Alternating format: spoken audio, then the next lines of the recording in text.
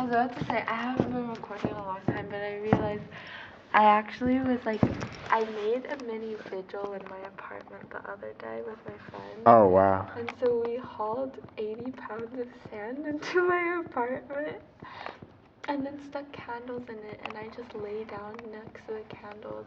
It was really fun. And What was the vigil for?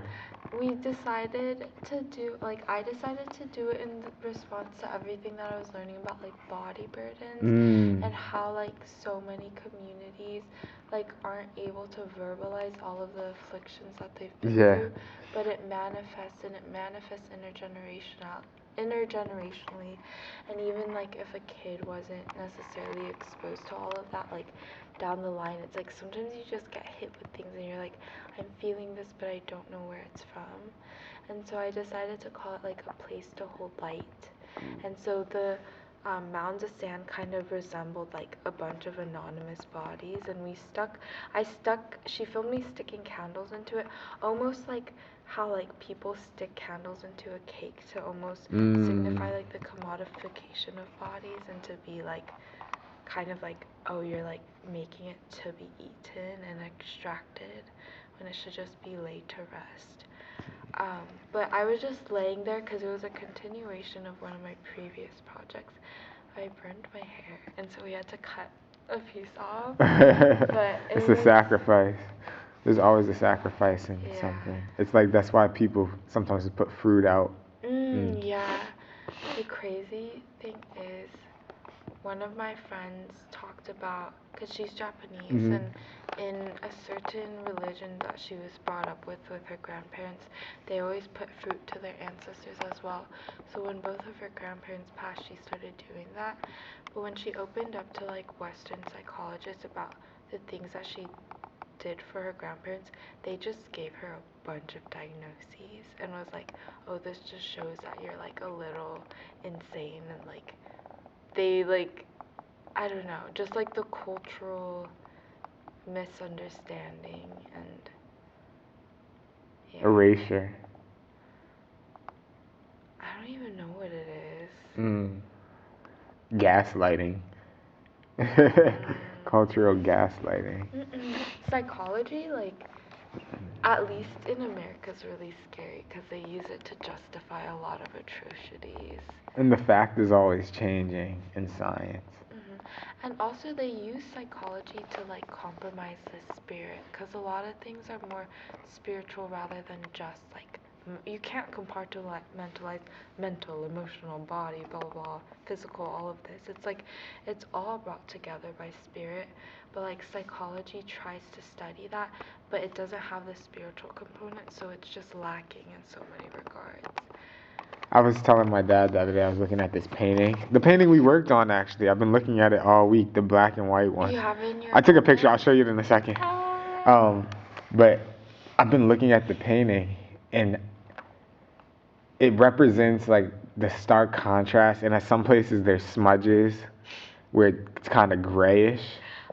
And I'm like, this is like the spiritual and the physical world. Like the white represents one, the black represents another. And at certain moments it smudges together, and then other points it's a stark contrast between the two. But it's like you need one to see the other. Yeah. Where it's like if you don't see the white in the painting, then you can't tell. There's no shape to it. Yeah. And it's like if you're to look at the world strictly through a physical lens, neglecting the spiritual realm, you're not really seeing the world. You're not even seeing the painting. Like there's no shape to it. There's no breath. Yeah, but when you see the world through a spiritual lens, you'll also, it's like you see everything. You see it all. And like a lot of people talk about breath as like inhalation and respiration. You breathe in, you breathe out. But it's like, it's not just that, like how many people had to breathe and die for you to take this very breath in this moment right now? I'm not even breathing right now though.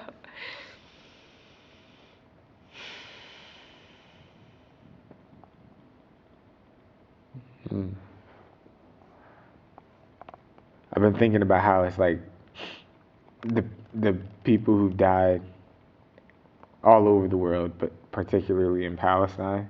It's like they're our ancestors too. Like even those who are younger than us, the children, the grandmothers, the aunts and uncles. It's like they're with God, and they're like angels, and the whole point of like commemorating your ancestors is to keep their spirit alive. And it's like living. It's like that poem says, "If I must die, you must live." Um, and it's so inspiring to recognize your ancestors. You know, it's like because they walk with us, and Oh, yeah, yeah. and it's like they're eternal. Their spirit is eternal. You know, it's like you can't erase spirit. Spirit doesn't die. Spirit does not die. Can you read the? Yes.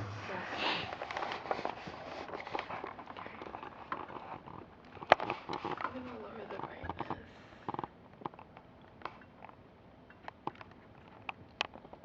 I need water again. Okay, it's all good.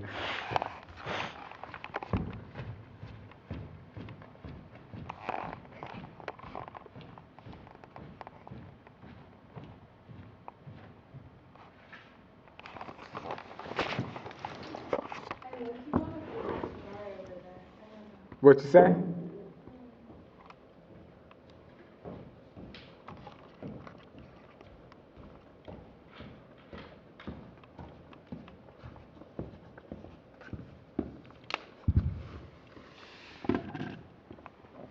Oh, sorry.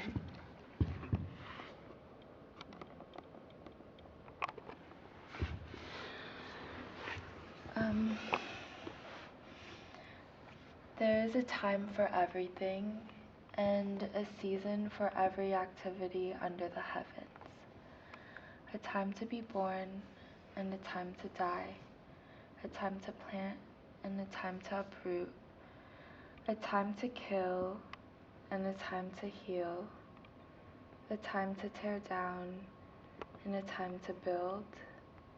A time to weep, and a time to laugh. A time to mourn, and a time to dance. A time to scatter stones, and a time to gather them. A time to embrace, and a time to refrain from embracing. A time to search, and a time to give up. A time to keep, and a time to throw away. A time to tear, and a time to mend. A time to be silent, and a time to speak. A time to love, and a time to hate. A time for war, and a time for peace. What do workers gain from their toil? I have seen the burden God has laid on the human race. He has made everything beautiful in its time. He has also set eternity in the human heart, yet no one can fathom what God has done from beginning to end. I know that there is nothing better for people than to be happy and to do good while they live, that each of them may eat and drink and find satisfaction in all their toil. This is the gift of God. I know that everything God does will endure forever. Nothing can be added to it and nothing taken from it. God does it so that people will fear him. Whatever is has already been, and what will be has been there before. And God will call the past to account. And I saw something else under the sun. In the place of judgment, wickedness was there. In the place of justice, wickedness was there. I said to myself, God will bring into judgment both the righteous and the wicked. For there will be a time for every activity, a time to judge every deed. I also said to myself, as for humans, God tests them so that they may see that they are like the animals. Surely the fate of human beings is that of like animals. The same fate awaits them both. As one dies, so does another. All have the same breath. Humans have no advantage over animals. Everything is meaningless. All go to the same place. All come from dust, and to dust all return.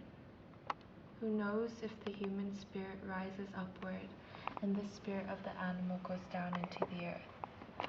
Who knows? So I saw that there is nothing better for a person than to enjoy their work, because that is their lot. For who can bring them to see what will happen after them? And I know they don't mean work in a capitalistic context. I think they mean vocation and what our spirit is called to do, whether just to create music, to be in community, to be with other people. Like, what our spirit is called to is so different from like what we've popularized in the notion of the job.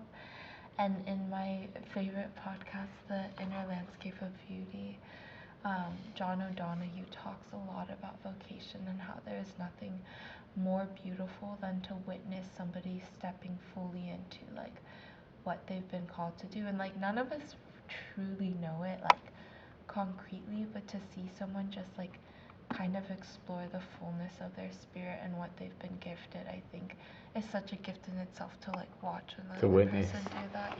Yeah. Wait, but I It's like watching a flower blossom. create in me a pure heart, and I